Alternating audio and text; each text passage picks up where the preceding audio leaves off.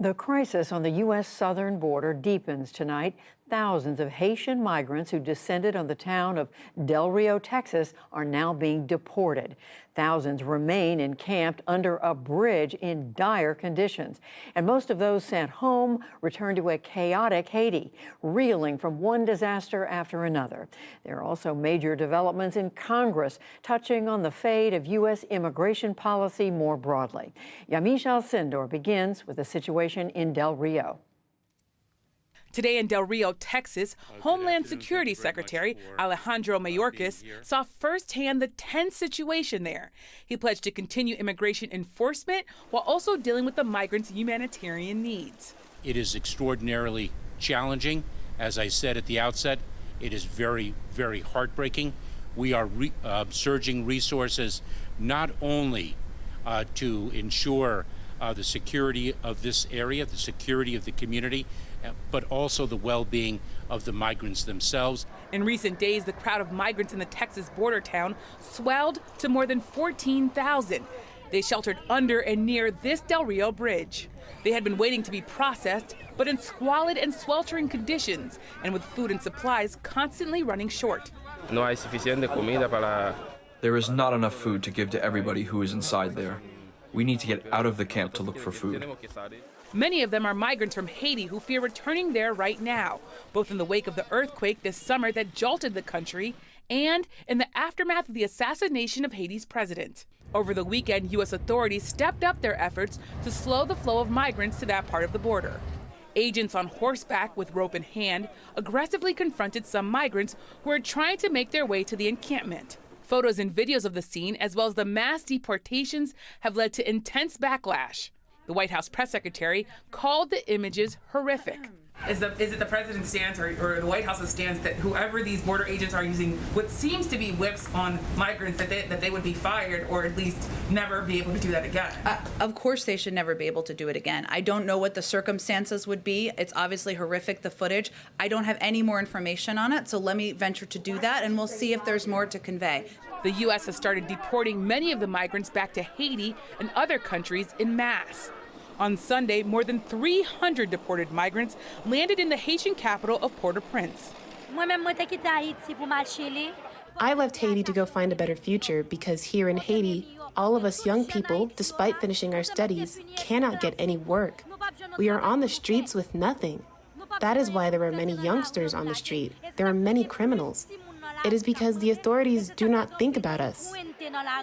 Today, back in Del Rio, a DHS official said that the encampment there has started to shrink. Mayorkas added that the agency is still working to ramp up deportation flights. And we turn now to Yamiche at the White House, and Lisa Desjardins is here with me in the studio. So Yamiche, to you first. You have been covering this crisis in Haiti. You've also been talking to human rights activists on the ground there in Texas. What are they telling you and about all of this, and how is the White House reacting? Well, both human rights activists and the White House describe what the situation that's playing out in Texas with these migrants, mostly of Haitian descent, as heartbreaking. Now, human rights activists and specifically Haitian American activists, they say that this is really the Biden administration treating these migrants cruelly and inhumanely. I've been talking to a lot of people who are very angry and say President Biden promised Haitian Americans in particular when he was trying to win their votes, but Haitians overall around the country, that he was going to treat people in a more dignified way than his predecessor, former President Trump. But there are a lot of people tonight saying these images prove that President Biden is not doing that and not keeping his word. Now, I should also note that there are human rights activists who say that sending people back into Haiti, a country that is facing so many crises, from gang violence to, of course, the aftermath of the assassination of the president and the aftermath of the earthquake, that it is simply not the right thing to do. One activist put it this way. She told me, sending people back into Haiti is like sending children into a burning house. That said, the Haitian government officially is saying we can take these folks, but the head of the Haitian National Migration Office, he said that he would like to see a pause in these deportations if possible. The White House, though, is saying that there's not going to be a pause, that this is what needs to happen, that these deportation flights will continue, and that people do not have the right to remain in the United States, even though there are a lot of people, including activists, who say that there is due process here and that these migrants should be allowed to be able to file for asylum in this country. But of course, under Title 42, which is a Trump-era rule, people are being sent back under the idea of a public health crisis and saying that the fact that the United States simply cannot absorb these people at this time. And meanwhile, as all this is going on, Lisa, you've been reporting on this development on Capitol Hill that could affect millions of undocumented immigrants who came to this country as children. Remind us of what happened. Everyone following the Dreamers situation, those who are here on temporary protected status, millions and millions of immigrants, a major decision in the last day. This surrounds budget reconciliation, that big word we've been talking about that is really Democrats' best chance to pass their most kind of controversial, difficult legislation. Let me remind people what we're talking about, first of all. Budget reconciliation is the process by which you just need 51 votes to get something through the Senate, not 60. Democrats would like to use that to include immigration because they don't have 60 votes for immigration reform, but they may get 51. Now, it has to have a budgetary effect is the thing. Okay, so who decides whether any piece of legislation has enough of a budgetary effect? I can hear our viewers, some of them saying it out loud.